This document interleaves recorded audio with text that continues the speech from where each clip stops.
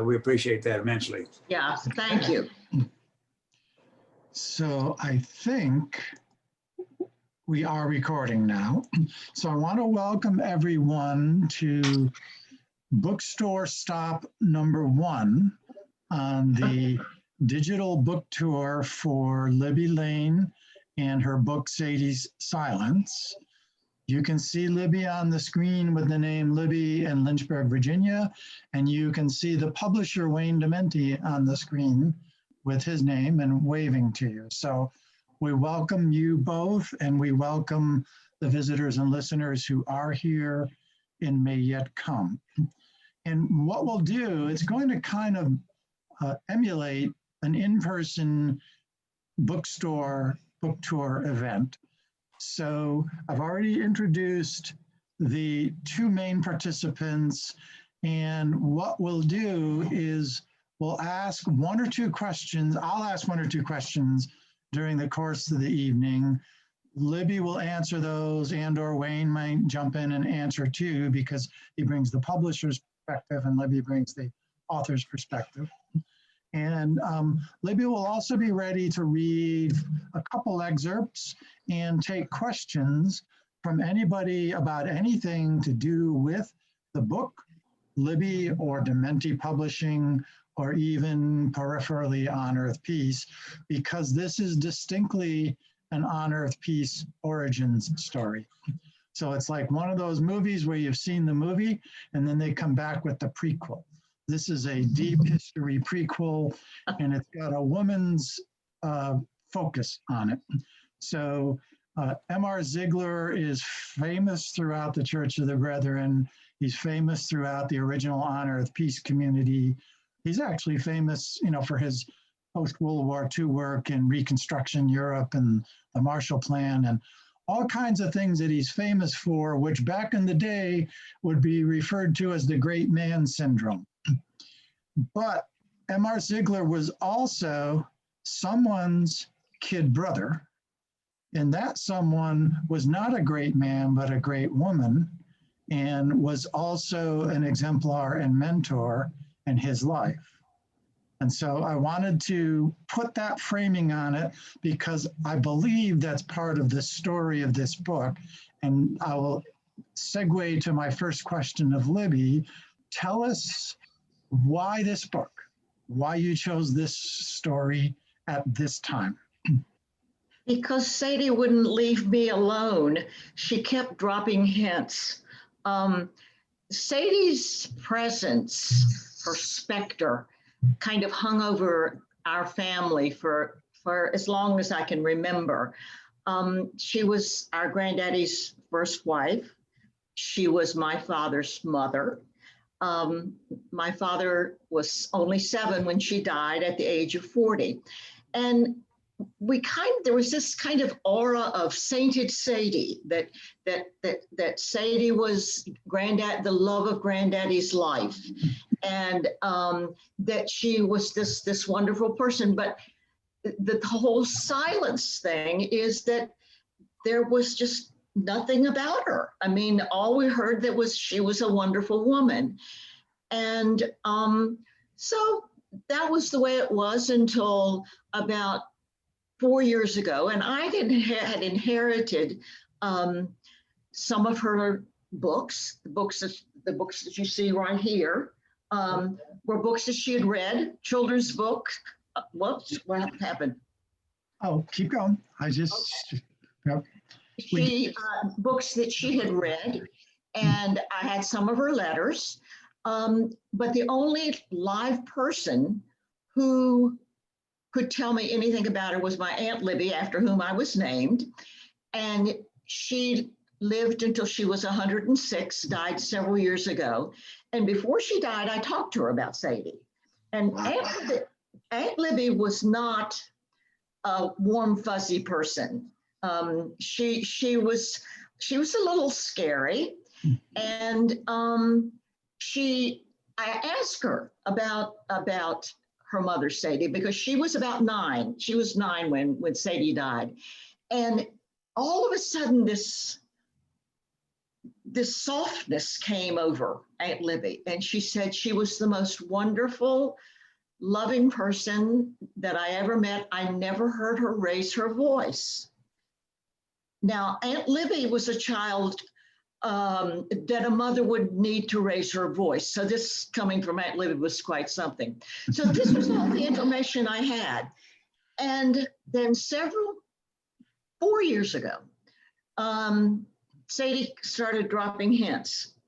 And in my author's notes, I go into detail about how this evolved. The first was naming a dog after her, a golden retriever. Had no idea why I did that. The next thing was I had been in touch with On Earth Peace, and I was already involved. And when Charlottesville happened, when that horrible white supremacist thing happened in Charlottesville, I called On Earth Peace and I said, what can I do? And so I talked to some people there. And then I looked on the website, and there was the biography of M.R. Ziegler, my Uncle Bob, great Uncle Bob. And it said that one of the main influences in his life was Sadie, his sister, his older sister, who had raised him. And there she was again. And then came a poem that I will start off by reading that fell out of a book called Mother Home in Heaven, which is a book of poetry that was Sadie's. And typewritten on a yellow piece of paper, and I looked it up. There were typewriters back then. Mm-hmm. So I figured that she could have done this. And I won't read the whole thing, but it starts. From lonely silence, from rich quiet, words rise from our hearts to be shared, unspoken and spoken. The words tell our stories. They free us and bind us, describe us and define us. We search for the right ones, the ones that will tell the truth. Facts are the mere skeleton that supports the living story. We must let the silence have its home in us. Beyond our fear is a quiet depth, a stillness of soul, where words give birth to the language of our true stories. And I read that, and the silence, and Sadie's silence all these years, and I knew I had to write a book about her. So Libby, the story around the story is a ghost story. Kind of. It's woo-woo. I call it woo-woo. Yeah. But most of you probably know that I'm the executive director at On Earth Peace, and I don't come from the Brethren tradition. And in my first couple years here, I stayed in rooms that MR used to stay in, and that was sort of a ghost story experience. So that may have brought together, Libby, in terms of us both being haunted by ghosts of our forebears. Was part of this too, I can recognize that the title came from the poem, but was part of this also distinctly because of woman and silence and the background role that women were afforded back in that day and in that generation? Was that part of your motivation for this story? Indeed, it was, because I realized that the reason that we didn't know much about Sadie was because Sadie's father was quite prominent. I don't guess you would call him famous, but he did bring back the Harmonia Sacra to the Brethren Church. Her brother, M.R. Ziegler, was truly famous. Her husband, my grandfather, was the father of the modern turkey industry. My father, her son, was famous. All of their stories were told. And Sadie's was not. So it was definitely that she was a woman of her time when women's stories didn't get told. And when I read what Uncle Bob had, he did a series of speeches up at Tunker House where he grew up in Broadway when it was made a historical site. Where I stayed also. Oh, did you? Oh, okay. Anyway, Uncle Bob was 81 and he did a series of speeches. And I had got a copy of all those, transcript. And I realized that everything that he was talking about, he experienced, Sadie had also experienced. That all of these people that had influenced Uncle Bob had been there, and Sadie had heard of all these preachers and everybody who stopped by the house. So I began researching, and there was nothing, which is why it became a novel rather than a biography. Other than a few letters that I have that she wrote to our Aunt Pearl, the books that she read, and what Uncle Bob Ziegler said. I just didn't have any information, but the novel worked well. What I made up, the fiction in the book, is nothing that from what I learned of her, and that couldn't have happened. It was all something that Sadie would have done or said, I think. So you've also now told us why it is a biographical strain of historical fiction rather than biography and documentary writing. So I had wondered that and had wondered if the lack of source material was a contributing factor that also compounds for me, the meaning of the story, because it adds to the layers of silence and stories not being told. So they have to be imagined and projected from the stories that you did get. It's also a piece of family history, isn't it? Because you. Oh, yes. Oh, yes. What source matters you had were really family history items. Yes. So before Libby reads a first excerpt, does anyone else have any questions that you want to ask Libby about the story of the story, about the book, about Sadie, about Uncle Bob, about any of what you've heard so far? And for people who are on audio only, remember to unmute yourself if you're asking something.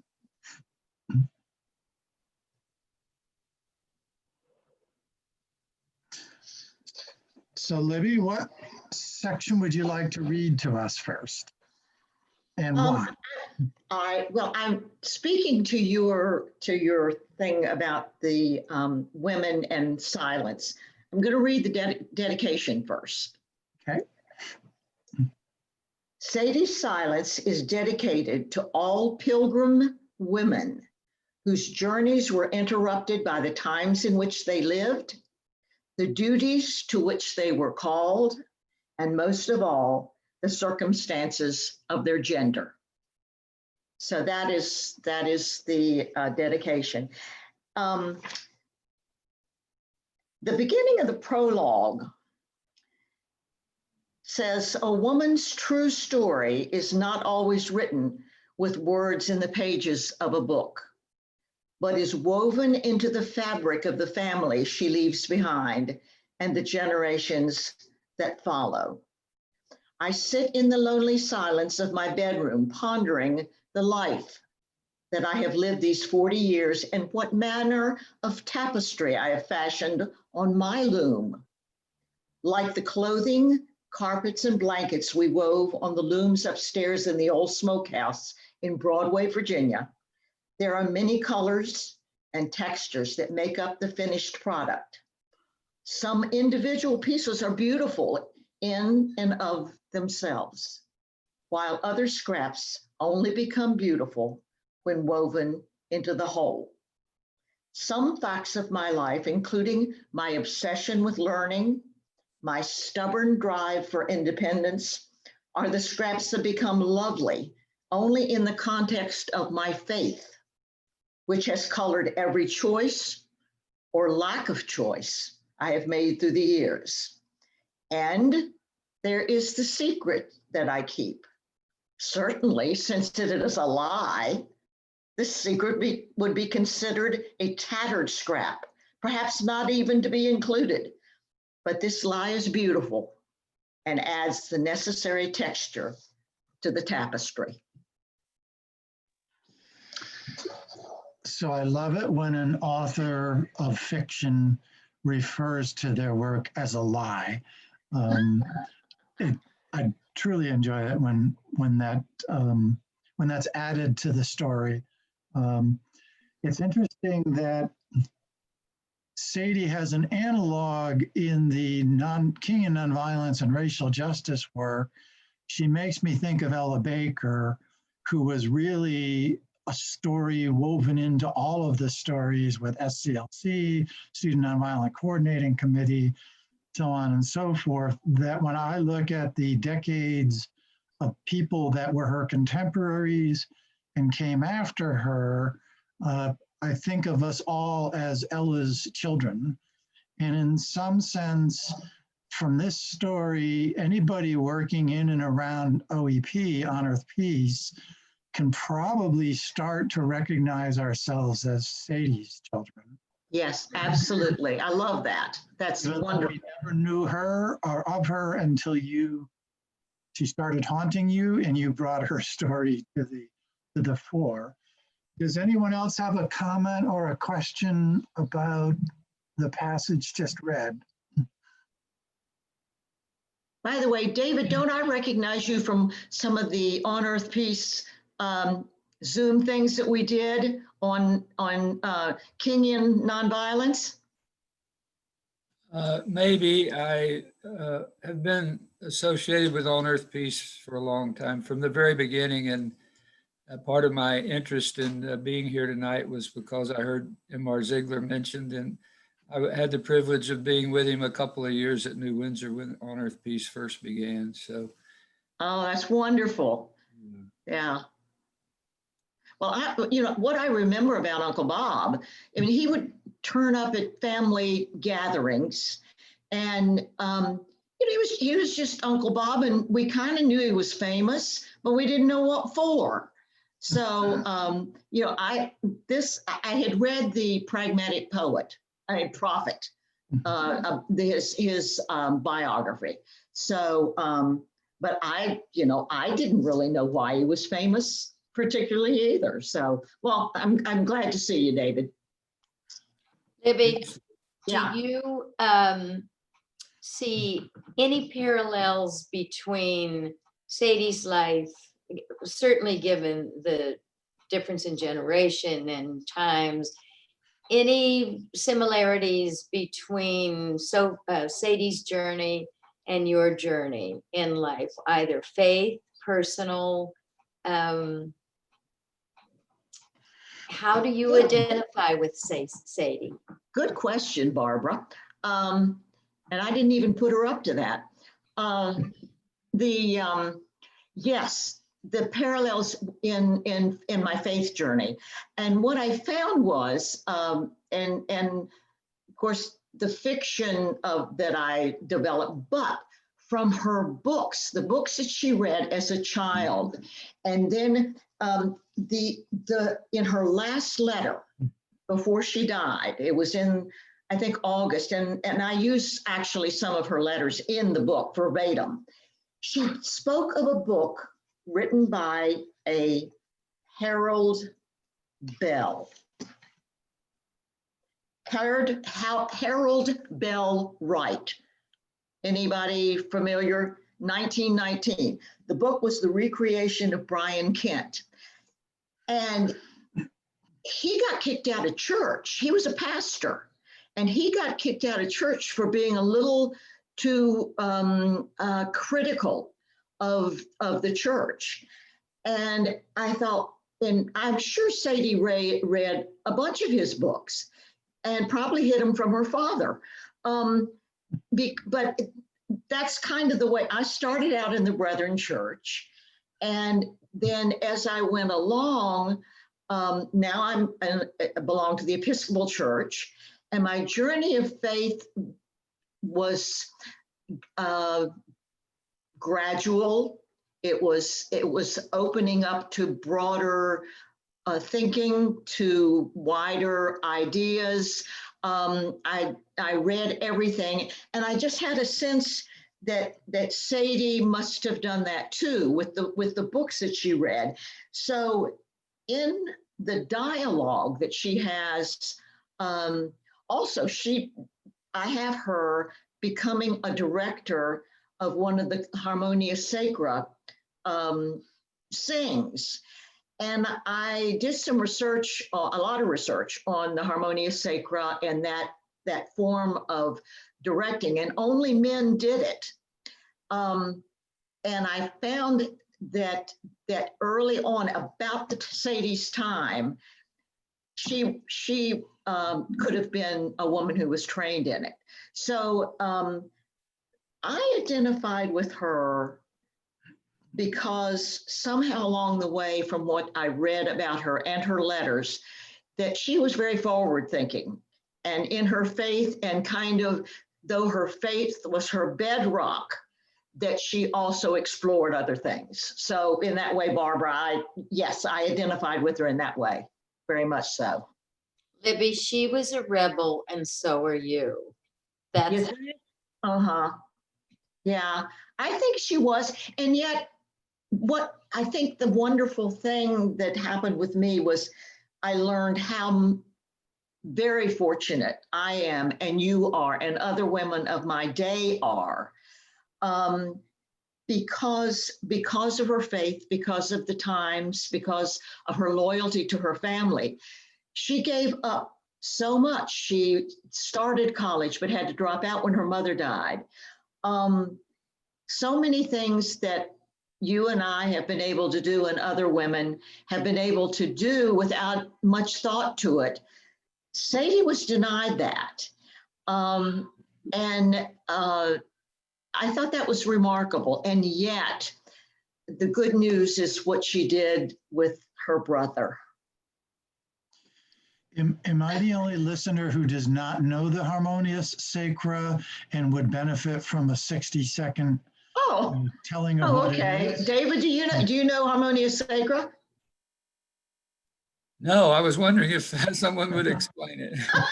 Okay, it was you remember in the old, well, that's again, Bill, you said, I didn't realize you didn't grow up in the Brethren Church. In the old hymn books, they had shape notes. And but in the early Brethren Church and Mennonite Church, they memorized everything. Nobody could read music, and the Harmonia Sacra was a form of reading music that a man named Funk from up in the valley developed to teach congregations how to read music out of the hymn books. So that was what, and they trained people. Singers Glen was the first place where they trained people, and they trained them to go into the churches and teach the congregations how to sing with hymn books. So that was what that was. And the Brethren Church didn't want to do it for a long time. And Sadie's father said, we're going to do this. And he did that. And he was a rebel too. Yeah, he was the first one to start Sunday schools at the Brethren Church of the Brethren up in Broadway. There were no Sunday schools, and so he was the one that started Sunday schools. Those were things that led to the major schism between the Church of the Brethren and the Brethren Church in Ashland. That's an interesting story. Yeah. Yeah, not coming from the tradition causes me to study it and maybe know some of it more closely than people who grew up and lived through it. I also have a German name, which makes it easy for me to hide. So that's why you didn't know, Libby. Good one. So one other thing you said there was another technique that I absolutely love, that because there was a scarcity of direct source material from and about Sadie, you dug into the things that Sadie herself read and consumed and was influenced by. And that's always a deeply enjoyable biographer technique, as well as a fiction writer, historical fiction writer technique. And so you had to kind of reconstruct her inner world by trying to travel through the formative influences that she traveled through. Before Libby reads another passage, does anyone have any more questions or comments about what we've Yes, heard? I do. Yes, go ahead. Is that Valerie? Yes, it is. And Hey, Valerie. hi, sorry, I had an exhausting day. I'm an archivist and historian in private practice, and I was training some folks today and talked for 5 hours. So I'm Oh, wow. already in my PJs. That's why I'm not on. Good for you, Valerie. So, but I didn't want to miss this. And before I ask my question, I thought I would introduce myself a little bit more. My father is from a long line of Mennonite preachers and farmers from Lancaster County, Pennsylvania. But then my great-grandparents, when my great-grandfather was called to preach at a relatively new church, is when they left Lancaster County and moved to Blair County, which is where I grew up. Then my Mennonite father married a Lutheran, and neither wanted to go to the other's church.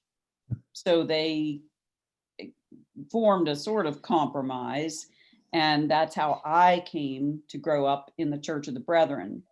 But, you know, of course, when you look at Mennonite on one hand and Lutheran on the other, Brethren isn't, you know, if they were picking something in the middle, they might have gone with Methodist or something. But, you know, Brethren and Mennonite are a lot closer on the scale than the other end of Lutheran. Be that as it may, the Mennonite side of my family was of a stronger influence than the Lutheran side. So I flipped back and forth between Mennonite and Brethren, and most of my historical study as a historian is in the Mennonite church. So I'm still learning Brethren history, relatively speaking. My question is, what college was she going to, and what was she studying? She went to Bridgewater College in Bridgewater, and she only went one semester. Oh, And I have her, because of her music, she hadn't declared yet. And the only thing I found out, her name was mentioned in the college, in the Bridgewater College newspaper. And it was about, they were sad that Sadie Ziegler's mother had died. And that was all that was ever written about her college. And she kept getting delayed from going to Bridgewater because she stayed home. When her mother got sick, she stayed home with Uncle Bob, who was a sickly young child. And so she kept wanting to go. She didn't go until she was 21, Valerie. She was delayed until she was 21, and then only went a semester. interesting. Thank you. Mm-hmm. Valerie, thank you. That was a really interesting question, and it sort of overlays some of the institutional heritage that flows from and around these stories, in that Bridgewater is a small liberal arts college or university of that particular kind of institution. Many of them are facing significant challenges these days. And it was recently, just in the most recent newsline for the Church of the Brethren, that Bridgewater was cutting back on a number of majors. One of them may have been Sadie's putative major, or maybe one of the ones that they were focusing on was Sadie's putative major. But it's interesting how these strains and stories live out in our social and institutional heritage too. Yes, I saw that myself. And my alma mater is Elizabethtown College. Oh, Yeah, I refer to them as the Six Sisters, all of the Brethren colleges, and I'm constantly amused by how much the Brethren community loyally claims them, even though they are long independent now from tight Brethren institutional connections. Still, the heritage and values are there, but I would guess that in most of these colleges, most of the students don't know that it's a Brethren college, one of the Six Sisters. That was my experience when I'm 65, so it's been a while since I was at E-Town. But my son, my eldest son, Ezra, went there Mhm. also, and he would say the same. He would have said the same thing, that hardly anybody knew there was a Brethren connection, and we Brethren were far in the minority. And yet the Brethren alumni that I know of, all Six Sisters, treasure their colleges like Catholics with Notre Dame and their hosts of institutions, or Mormons and BYU, or you name it. They feel the same connection, but it's unidirectional. You know, that's the interesting thing, which I think is also in the mix of the story that we're exploring. that's a good segue, Bill. Okay, Good segue to what I'm going to read now. let's go. One of my main characters, and I certainly fell in love with him, was John S. Flory, who was a great, one of the other people who Uncle Bob mentions as a huge influence in his life. And he dated Sadie's sister, older sister, and came to visit them all the time. And so this is Sadie was 5, and John S. Flory comes to visit them. Okay, and they're having a discussion, which they, after dinner, always after supper, they always had a discussion with whoever they happened to have. So this is the discussion that went on after dinner with John S. Flory. Education, that's the ticket, said John, his dark eyes lighting up with excitement. The most valuable thing we can do for ourselves in the world. We must build for those who come after us. And I'm not just talking about high school. I agree with you to a point, said Papa, sitting up very straight in his chair facing John. But college education is not meant for everyone. It's important to learn to read, certainly, but some of us need to keep our farms going. I need my sons here. He looked pointedly at my brothers who were taking all of this in. I understand that, Mr. Ziegler, and agree further education is not for everyone, John said, pulling back just a little so as not to contradict his host. What about your daughters? He continued, and I immediately perked up. This was about me. How do you feel about the fact that Bridgewater College is the only institution of higher learning in Virginia that admits women and offers them a degree? Rather progressive, don't you think? So that was Sadie's thing. And here's what she says. From that evening on, my own business of the love of reading books took on a new meaning. I could be a teacher or a nurse or anything I wanted, just like John had said. And I think it was probably that night I decided that unless I found a man who had that something I didn't have a name for yet, I just wouldn't bother.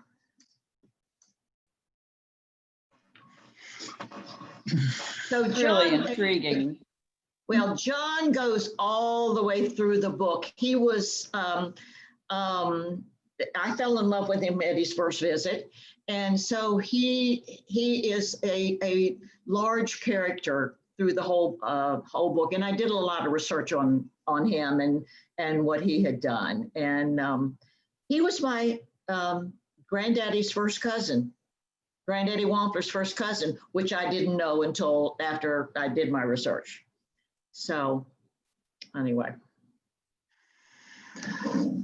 So who dares take up that reading with some comments and questions? I just have the comment that this is so intriguing. I can't wait to read the whole book. Oh, good, Valerie. I'm so glad. It is intriguing for me. When I read something like that, I think, goodness, did I write that? You know, and I did feel, speaking of woo-woo Bill and the ghost thing, when I would write things that she would say, they felt so natural and that they would have come out of her mouth. And and if it didn't, I had a very, very good editor on this book.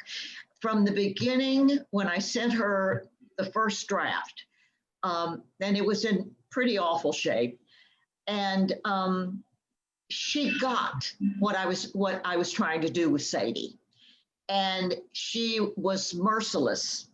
She did not let me get away with the thing, but I never got discouraged. So I think that really helped keep me true. And when you said something about historical fiction, I read a lot of books, and I list them in the back, particularly the two women who wrote My Dear Hamilton, which is about Alexander Hamilton, about things that they wrote it from Hamilton's wife's perspective, and there was nothing written about her.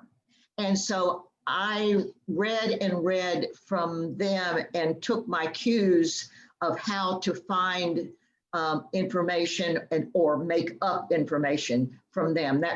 They were my models. They really were. So. Anyone else have some thoughts or questions about that passage and that general topic? I would point out that for me, an interesting component of that was the role of the farm in Brethren life and wealth. And again, if you trace the generations and decades to current time, a lot of the institutional financial resource in the Church of the Brethren and its agencies comes from farms growing in value, the same farms that they were concerned to keep their sons at home working on to preserve and maintain. A lot of Brethren financial asset has come through those means. Mm-hmm. I remember, Go ahead, David here, I remember MR saying to me one time that he had a concern for the church because he was thinking as we moved away from the farms that the church might not be able to hold on to some of the real meaningful aspects of our faith that had been important through the years. That was the other dimension. It was a double foundation of livelihood sustainability and lifestyle and value. And in the passage that Libby read, there was also that interweaving between both quote unquote progressive and quote unquote conservative strains of thought and value, which were also wrapped up in the larger schism that went back to music and Sunday schools and things like that, and how much reversal and inversion there has been over the decades between the progressive and conservative strains as these denominations that all come from the Brethren origin have encountered life in the surrounding society. Well, Uncle Bob, and I go into it pretty in a lot of detail. It was really difficult for him to decide to go to college rather than stay at home. It broke his heart, and his father had to sell the farm, David, when he left for college. And so that was very courageous on his part. And I'm sure Sadie, again, because she did not get to live out her dream, she made sure that Uncle Bob got to live out his, I just can see her just in her quiet, silent way. She was not going to let his dream die. So I And think so as Sadie's children, hopefully we're each and all helping her to live out her dream yes. in the generations of hers. So Yes, what do and you- I got, Go ahead.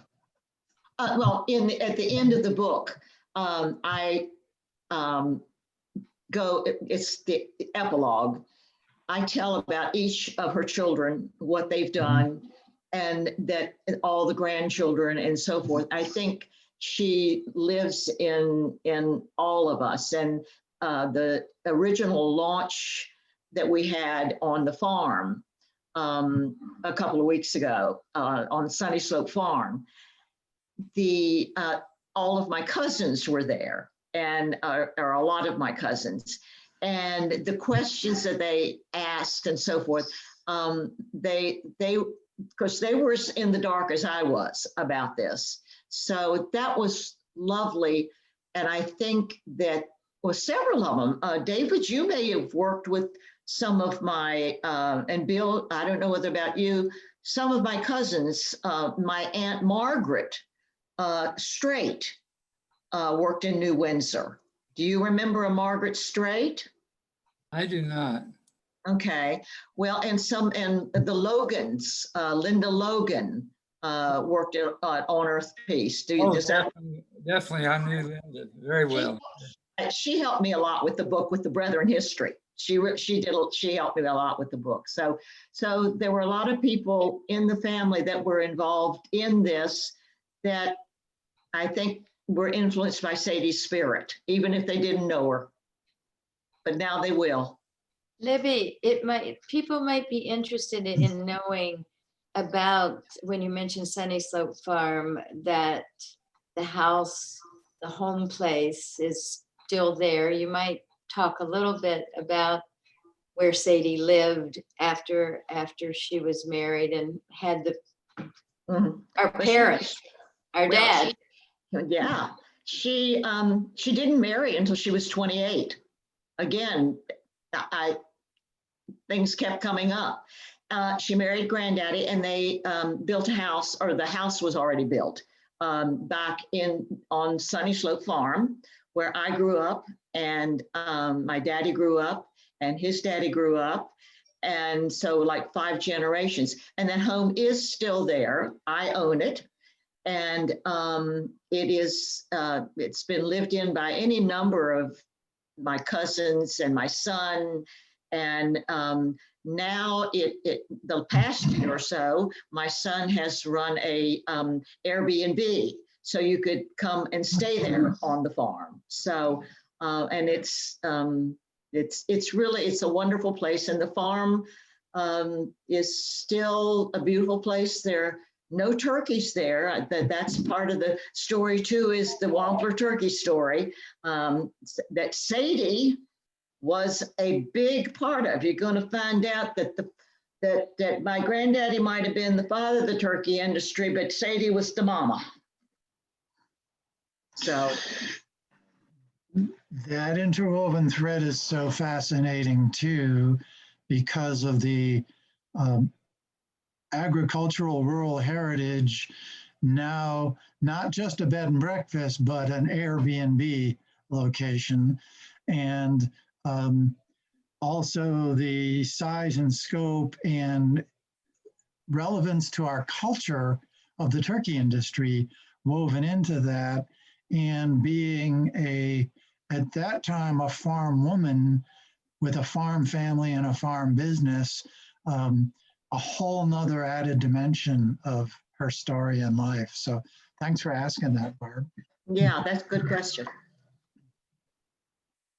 Well, actually, the Zigglers up in Broadway at Tunger House practically had an Airbnb or a bed and breakfast. Everybody that came down the pike stayed at the Zigglers.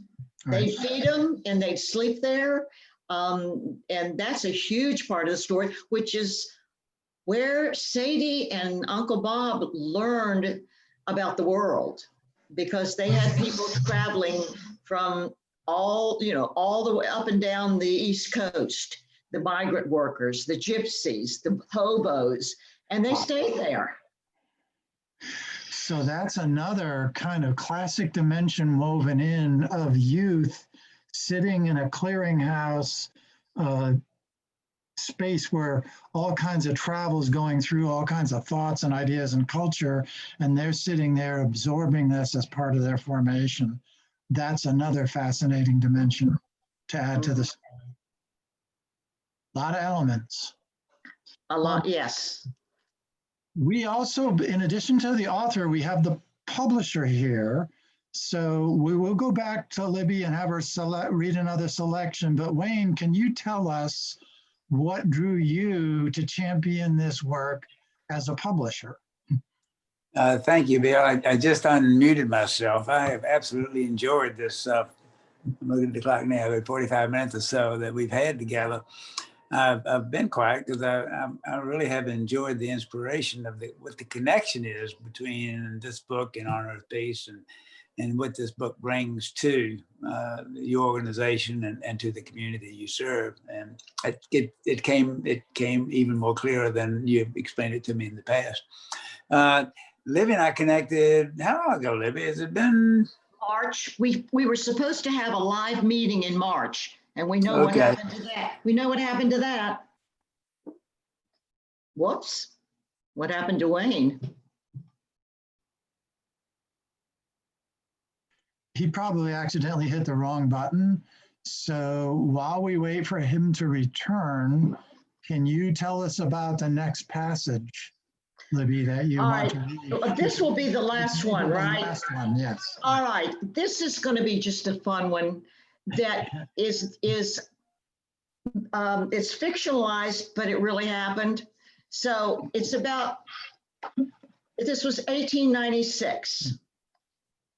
That my brother Robert had a doll he carried around constantly might be less of an oddity than the fact that the doll was a Negro like his best friend Sam. From the get-go, he and Sam were literally inseparable. Since his mother Alice nursed both of them and then continued to be an integral part of Robert's life, it was little wonder that none of us thought a thing about it. Alice had made a rag doll and placed it in Robert's crib when he was first born to comfort him. It was a little black boy in overalls and a plaid shirt. She had painted the face and sewn black yarn on its head that she had twisted into curly tufts. It was very soft, and as soon as Robert could grab anything, he latched onto that doll, and you rarely saw him without it from then on. She had made Sam a similar one. All right, I'm going to have to skip because it gets long.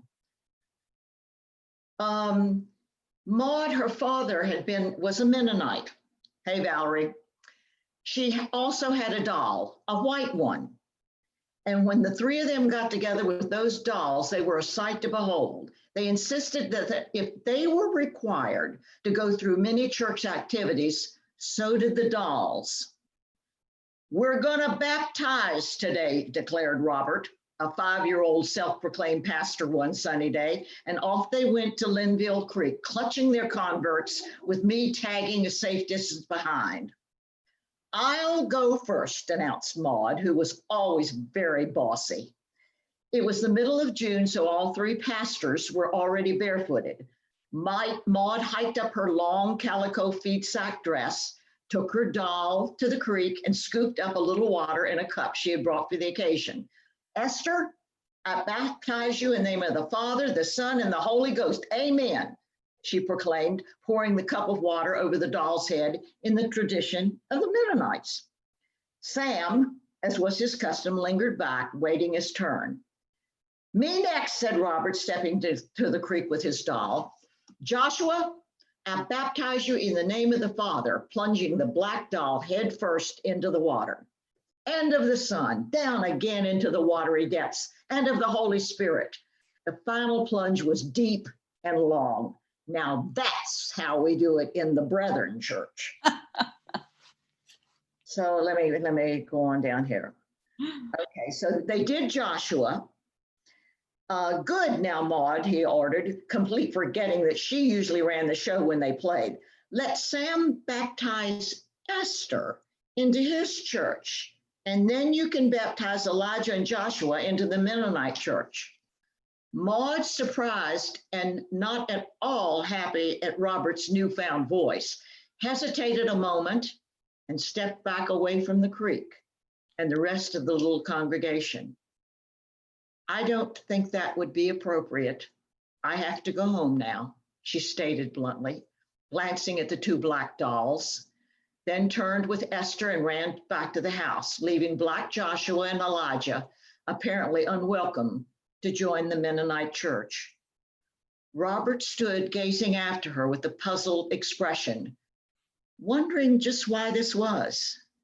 Sam understood why, and so did I. And that's the story that Uncle Bob told. So, yeah. Wow.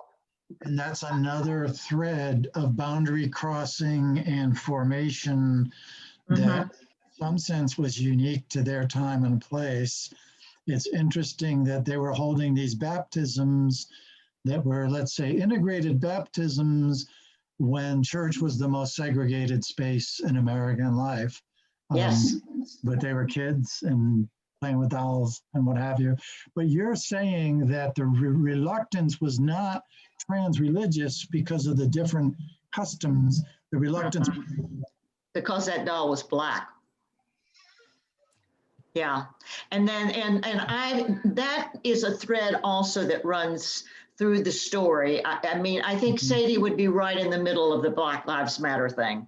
Their family was welcoming to anybody who came, you know, who came by, and the people who worked for them.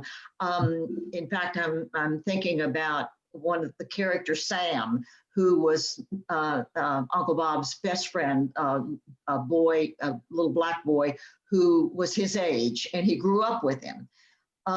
Would make a great another novel, don't you think? don't you think? Go Wayne? for it. Wayne?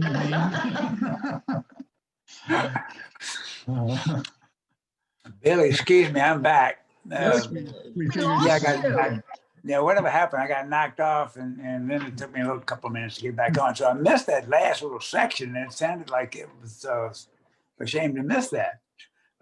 So anyway, I won't ask Libby to repeat that, but I was where I was. Libby, you asked me about Libby and myself, and yeah, we've been working on this quite a while, and it's been an absolute joy. We probably had a FaceTime meeting once a week, just about for 6 or 7 months to build the product. And we're really, really excited about it. It's been an honor for me to have an opportunity to do this because Libby has been so invested in this project, and it's been so much time making sure that it's perfect. I love her commenting that her research gave her enough understanding of Sadie that she could predict what Sadie would say in a given situation, which lent the support to her on some of the parts of the book that were more fiction.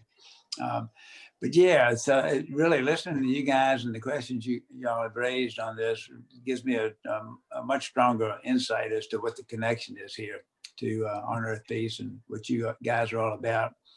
I've heard Libby talk about the causes she supports, and it just it goes beyond the book. I just wanted to kind of make that observation, which makes the engagement in a project like this so much more meaningful.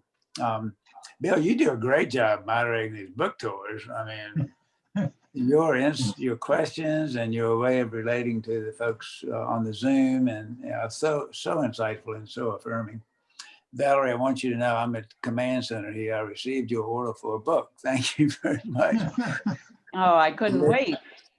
Wait to get it. So anyway, Sadie's book is as you may not know, it is in the national marketplace. It is on Amazon. It's out there, and it got off to a really good start. We had orders waiting when the books came in. So and the launch up there in Harrisonburg was super spectacular. What was it, 2 weeks ago now? Something like that. Yeah.